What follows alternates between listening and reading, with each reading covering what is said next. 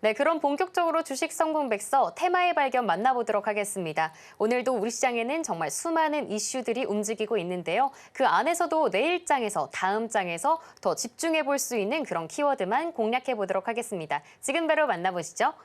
네, 전문가님, 네. 저희가 기존 방송에서 이 관세부터 수출까지 이야기를 정말 많이 네. 했잖아요. 네. 근데 이 수출 데이터가 나왔더라고요. 네. 근데 아니나 다를까 생각보다 아쉬웠던 이 수출 지표가 나온 것 같습니다. 네. 4개월 만에 급감했다고 하는데요. 네. 관련해서 좀 어떻게 공부해 보면 좋을까요?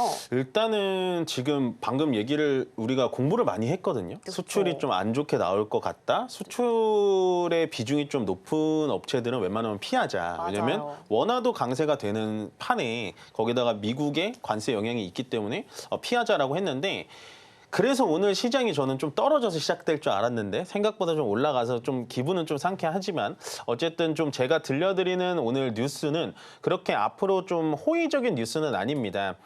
보시다시피요. 수출액이 5월달 수출액이 나왔는데 4개월 만에 감소세로 떨어졌습니다. 계속해서 우리나라의 수출액 성장 자체가 1월부터 4월까지 성장 지표를 그려줬거든요. 그만큼 경상수지라고 하는 무역 흑자액도 점점 늘어났는데 결국에는 이번 달에 이제 수출액을 본다면 4개월 만에 최고의 감소세로 좀 일어났다. 역성장이 일어났다라고 보시면 되는데요. 일단은 뭐 뉴스는 읽어보시면 될 것 같고요. 보시면 이겁니다. 제가 포인트로 짚어드리고 싶은 부분이 이건데요. 미국은 당연히 8% 전년 동월 대비 빠졌겠죠. 근데 여기 보시면 중국도 똑같이 마이너스 8%입니다. 그나마 지켜줬었던 건 EU, 유럽연합이죠. 4.0%가 올라갔는데 EU에다가는 어떤 품목을 많이 팔았나 이렇게 좀 보다 보니까 전기차를 좀 많이 팔았더라고요. 확실히 현재는 이제 전기차 비중 확대는 유럽 쪽이 좀 많이 되고 있다라고 제가 힌트를 많이 드렸는데 그게 현재 수출 데이터에서도 좀 나타나고 있고요. 거기에 따라서 이 아세안 지역에도 우리나라가 현재 그 중간재라고 하죠. 휴대폰 부품이라든지 이런 거를 납품을 굉장히 많이 하는데 그 아세안 지역에서도 마이너스 1%가 나왔다라는 거는 우리가 좀 체크를 해봐야 될 것 같습니다. 그럼 여기서 여러분들이 좀 궁금해하시는 분들이 있을 것 같아요. 다 좋은데 미국의 관세 때문에 미국은 마이너스 8% 떨어진 것까지 오케이 좋다 이건데 왜 중국까지 떨어졌는지가 궁금하신 분들이 많을 것 같거든요. 앵커님 생각하시기에는 왜 중국까지 좀 떨어졌을 것 같아요? 상당히 어려운 질문인 것 그래요? 같은데요. 네.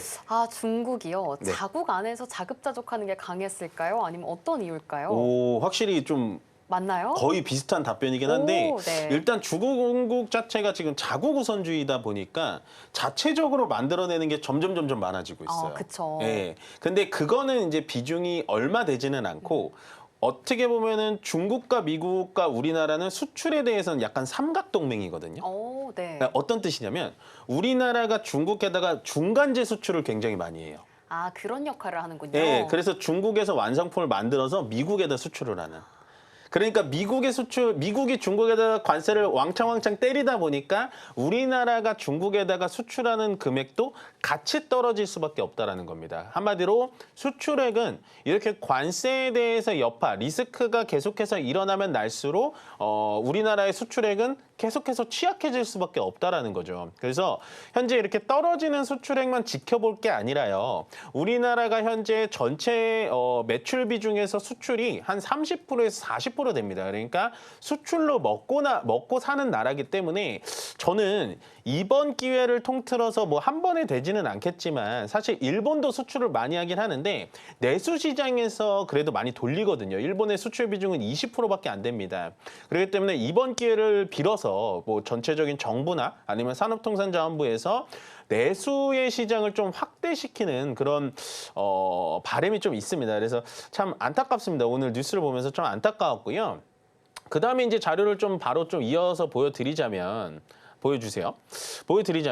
일단은 나라별로 미국과 중국이 떨어진 거는 우리가 이제 그렇게 이제 받아들였단 말이에요. 그러면 보시면 반도체는요, 21%나 성장을 했습니다. 우리나라 반도체 없었으면 정말 큰일 날 뻔했죠. 그래서 제가 SK 하이닉스와 삼성전자가 중요하다. 아무리 관심이 없어도 삼성전자에는 우리가 꼭 응원을 해줘야 된다라고 말씀을 드렸고, 저번 주에 바로 공부를 했던 것 같아요. 바이오헬스 분야에서도 4.5%, 전체적인 글로벌 인구들이 노령화가 진행이 됐기 때문에 바이오헬스 쪽에서는 우리나라가 성장할 수밖에 없다라고 말씀을 드렸고, 똑같이 나오고 있죠. 선박 쪽 당연히 조선입니다. 조선 쪽엔 성장이 나왔고, 무선통신기기 휴대폰이라고 말씀드렸죠. 휴대폰에 갤럭시 S25가 좀 흥행을 하면서 전체적으로 성장을 했고, 컴퓨터 부분에서도 2.3% 성장을 했는데요. 요거는 이제 윈도우 교체 주기가 좀 맞물리다 보니까 컴퓨터에 들어갔고, 자, 성장한 부분은 그냥 뭐 차치하고 보지 않겠습니다. 요거는 크게 볼 필요가 없고요. 보시면 자동차부터가 일단 마이너스가 떴어요. 이게 좀 제가 봤을 때는 좀 큰 위험 신호라고 보여집니다. 전체적인 마이너스 4%가 뜨긴 했는데요. 대미 수출 있죠. 미국에 대한 우리나라 자동차가 얼마나 마이너스가 됐냐면 마이너스 30%가 났어요. 여기서 떠 있는 마이너스 4%는요. 우리나라의 전체 수출입니다. 그러니까 미국도 있고 중국도 있고 뭐 동남아시아도 있고 전체적인 수출이 마이너스인데 그중에 대미 수출이라고 하는 미국에 관련된 자동차 수출액이 마이너스 30%예요. 좀 심각하죠. 물론 5월 달 기준에 가지고는 당연히 좀 이 마이너스 폭이 클 수밖에 없어요. 왜냐하면 관세가 일어나기 전에 미국에서 자동차 수출을 굉장히 많이 요청을 했거든요. 관세를 막기 전에 물건이 빨리 들여와야 된다. 이런 얘기가 나오면서 자동차에 대해서 당연히 이번에는 어느 정도 좀 숫자적으로 튀는 경향은 있긴 있는데 결국엔 이 품목별 관세라는 건 트럼프 대통령이 조금 더 강화를 시킬 수밖에 없기 때문에 저는 그래서 자동차 부분에 대해서는 계속해서 보수적으로 봐야 된다라고 말씀을 많이 드리는 편입니다. 보시면 전체적으로 이 자동차 부품도 이렇게 보시면 많이 떨어졌고요. 나머지는 뭐 전체적으로 떨어졌다 보니까 크게 의미는 없고, 그다음에 제가 이렇게 두 개 빼놓은 거 있죠. 저번 주에 이것도 석유화학 제품에 대해서 좀 걱정이 됩니다라고 말씀을 드렸던 것 같은데 이 부분은 현재 마이너스 20%씩 지금 엄청나게 역성장을 하고 있습니다. 아까 제가 말씀드렸다시피요. 우리나라에서 중국에 중간재 수출을 하고 그 중국의 중간재에서 완제품을 만들어서 미국으로 수출한다 그랬잖아요. 근데 그 대부분의 중간재 수출액은 반도체주에 있지만 이 석유화학 제품이 가장 많아요. 쉽게 말씀드리면 중국에서 플라스틱을 만들려면 우리나라의 중간재 제품인 에틸렌이라든지 폴리필렌이 필요하거든요. 그 폴리필렌이 중국에서 아무리 플라스틱을 만들어도 미국에다가 지금 납품을 할 수가 없는 그런 악순환이 계속해서 진행되고 있기 때문에 석유화학 제품은 지금 보지 않는 게 좋습니다.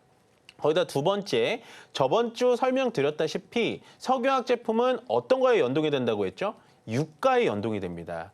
유가가 지금 사상 최저치고요. 거기다가 지금 사우디도 증산을 하기로 시작했어요. 증산을 하기로 시작을 한다면 유가는 더 떨어지겠죠. 그렇게 된다면 석유화학 제품, 특히나 유가 관련된 종목들은 앞으로도 밑으로 더 떨어질 가능성이 있구나. 제가 이 수출 전체적인 지표를 좀 갖고 온 이유가 뭐냐면 여러분들 투자를 하실 때 어떤 제품이 잘 팔리는 건가 되게 궁금하시잖아요. 이게 통계청에서 매달 나와줍니다. 아니면 산업통상자원부에서 나타나니까 여러분들 꼭 사이트에 들어가시면 이렇게 잘 나와 있어요. 이런 식으로 꼭 체크를 하셔가지고 그래도 우리나라는 반도체밖에 없구나 이런 걸 좀 느끼시고 바이오헬스도 크는 거구나. 맨날 조선 고평가다 하지만 조선 선박은 역시나 아직도 성장하고 있구나. 이런 힌트를 오늘 이 주성백 시간에 꼭 받아가셨으면 좋겠다라고 정리해 드리겠습니다.